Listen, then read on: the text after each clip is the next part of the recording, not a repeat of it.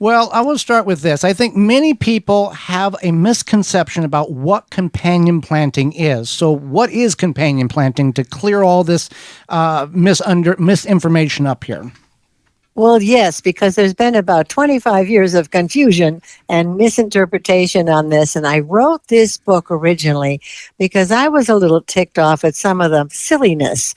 I was science oriented, working with Cornell University, and I had learned a lot that there's reasons that some plants go better together than others. But they would all say, oh, the marigolds, the marigolds. You put them around the garden and they chase away all the other bugs. Well, no, possibly marigolds and some other insects may confuse some confuse some pest insects coming in, but companion gardening really is about putting plants together that serve each other's needs in both practical ways, and they attract beneficial insects that help to support a healthy garden. The short way to say this, it's about biodiversity. A biodiverse garden full of flowers, herbs, and vegetables together, somewhat mimicking nature's strengths. Right. And we see all of these goofy charts online. 27 chart says this, 4 says the opposite. And if you plant this next to that, it will make that sweeter. That's not how that works. No, it really isn't. I remember my original research finding out what you were saying, that this one said, oh, this likes that and this likes this. Well, that's all kind of cute and fuzzy, but I was putting 3 by 5 cards all over a huge table saying, oh, greens go with onions, but they can't go with them. So what you just said is the case.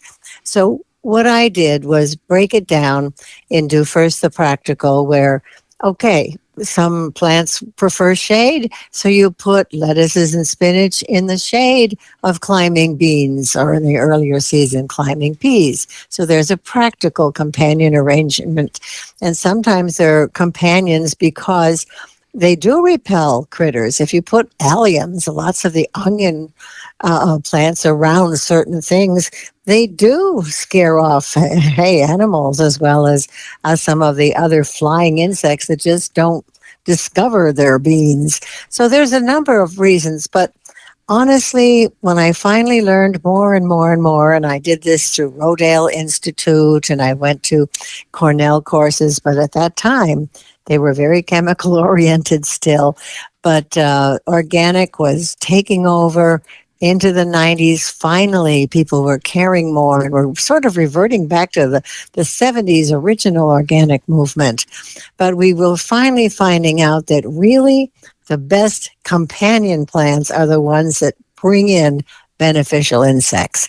If you just invite certain things, if you put dill around the broccoli or dill around the Brussels sprouts, well, the dill attracts parasitoid wasps that actually lay eggs on cabbage beetles and do certain things that cause the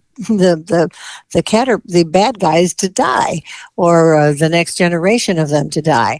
So really, if you bring in good flowers and herbs, you are attracting a whole population you can maintain of good workers for you. It's putting Mother Nature to work. And especially if you care to do organic, you're not going to go do a quick fix pesticide to get rid of something. You want to set up a system that is self-sustaining.